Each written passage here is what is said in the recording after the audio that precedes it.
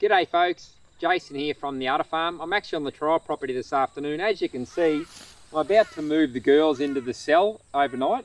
What I'll do is I'll go in and show you the pasture height now and what it looks like in the morning once I've given them a good 12-13 hours of grazing on there. So before we head in there guys, we'll have a look where they grazed 2 days ago. So this is the area, obviously adjacent where they're going into tonight. So that's probably 3 foot high, including the stem. And here they've grazed down probably 50% of that height, 40%. So they've left probably 60% height through here, 50-60% height, which is really good.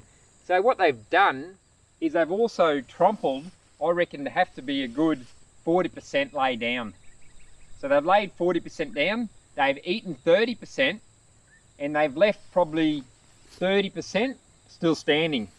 I can still see some seeds here, scattered around. So I reckon they've left about 30% standing. So that's great because that'll do a seed drop and add those seeds back into the soil. So we'll head down a bit closer and I'll give you a closer look. This is where the excitement starts. This is what really excites me, and this is what regenerative farming is all about. You can see they've laid this thatch down. So if I part this thatch, you can see the dead thatch under there from last time where they've laid it down. Part that again. And there's some more dead thatch. Part that again.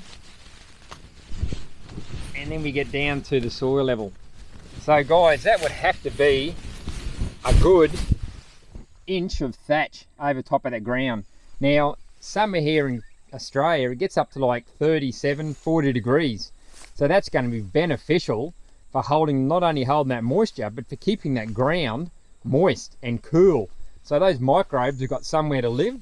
They can come close to the surface and help those plants recover.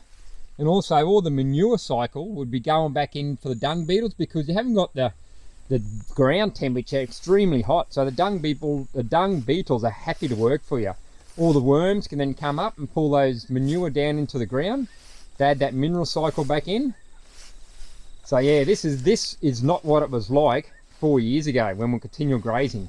It was short, it was hot, and there definitely wouldn't have been any microbes, and definitely I wouldn't have been coming over the ground now and seeing what I'm seeing now. This would have been wastage 4 years ago. I would have kept them in here until they grazed it right down to the ground level. But now, knowing better, this now is fuel for the microbes. This will break down, give all the fuel the microbes need to live off, because as it's breaking down into fresh topsoil, the microbes use it. And like I said, it's very beneficial, because as it breaks down now, when it rains, you got less compaction, because that is stopping the velocity of the rain. So you're not getting compaction in your soil. It's hitting that and slowly running through. And then it's going to soak into the ground, because the more topsoil you can build, the more water you can hold. It's like a sponge. So this is the treat they're walking into tonight. If I pull those up, they're probably up to my belly button. That's the seed. But if you have a look at the grass height, it might be hard to see, but the leaf matter would have to be just above my knee height, the leaf matter. So that's the comparison. We'll come back in the morning and have a look what they've done overnight.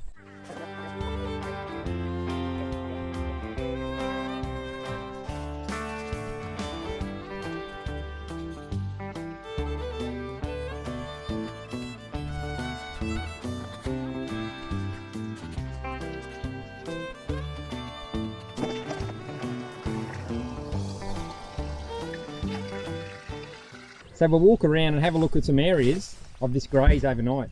So remember, this was 3 foot and areas of 2 foot. Up the hilly was around about 2 foot. So if we have a closer look, I reckon they've eaten, there's probably a foot left of this pasture right now. There, right down to the ground. So they've eaten probably 50%. So that's still leaving me that foot that I'm requiring. And over here there's a bit more left. So that would be, I'd say they probably left 70%. 60% here. If you have a look around, there's a fair bit laid down, which is good. So I reckon it'd be 40% of the grass laid down. So they've chewed off the top 40%, leaving 60%. Then they've laid down other sections. I reckon overall they've probably laid 40% carbon on the ground. I reckon they've eaten probably 30%. And if you have a closer look, behind Butchie over there, or in front of Butchie, there's still seeded sections all the way through the pasture. G'day mate, Butchie. So you see the seeded sections all the way through the pasture. So there's still left area standing, which is great, all the way through here. So that seed will drop back in the ground and add to this litter bank and build up that seed bank. So the pasture gets thicker and thicker. Because the nutrient cycle from the species will go through the ground, and there's your free fertiliser.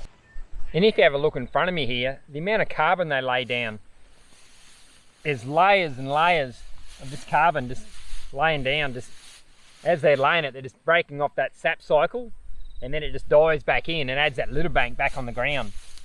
The most exciting thing about this, guys, is this thatch is, we're coming into summer now, so because that would be easy 2 inches thick of thatch, when it rains, like I mentioned yesterday, it stops the velocity, it seeps through. But not only that, the sun can no longer pull that water out the ground for you.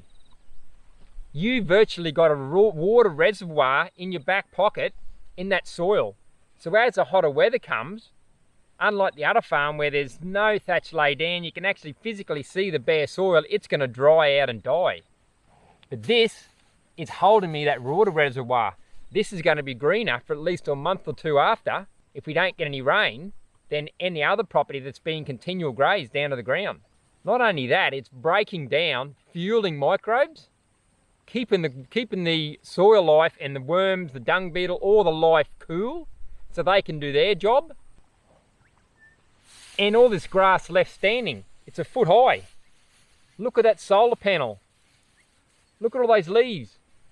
This can photosynthesize, do its job, add the carbon dioxide, pull the sunlight, feed the microbes the liquid carbon which they require for their energy to help fuel back and bring the nutrients to grow this plant back. We already know that root exudates have been pushed down, because when the cows have pulled it and tugged it, it sends stress down that plant. The root exudates then extrude out the root system, excite the soil life, the biology, then they rush around, the microbiology rush around to grab the nutrients required to help that plant grow back. And then the cycle starts again.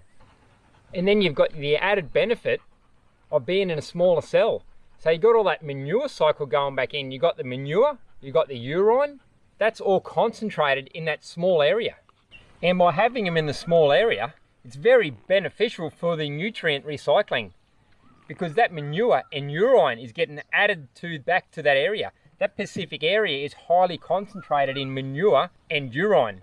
Unlike if you're continuous grazing like I am currently on the other farm, where it's just spread from one side of the paddock to the next, it's not concentrated. This is concentrated. You're virtually getting a free deposit of fertilizer every 12 to 13 hours when you're moving them into the next cell. And the cows are getting benefit out of it too, because they're constantly going into green pasture, high in energy, because it's in that teenage stage. So they're getting the protein they required. They're moving away from where they defecated. So by the time the flies hatch, they're like 2 or 3 days ahead. You're still going to get flies no matter what, but they're not constantly walking over those paddies where the flies are consumed. Just they hatch out and they just swarm underneath those paddies. So you're lessening your fly numbers by moving your cattle twice a day away from those areas. So it's beneficial for both parties. Anyway, guys, I can hear a few raindrops. I'm going to get out of the rain before it starts to bucket down. Have a great morning, a terrific afternoon, and an awesome evening, guys, wherever you're watching this from, and we'll catch you later.